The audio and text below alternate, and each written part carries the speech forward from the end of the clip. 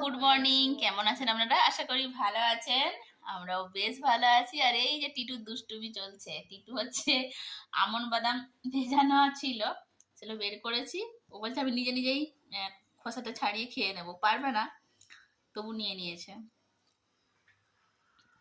কি করছো? আমনের খোসা ছাড়াচ্ছ?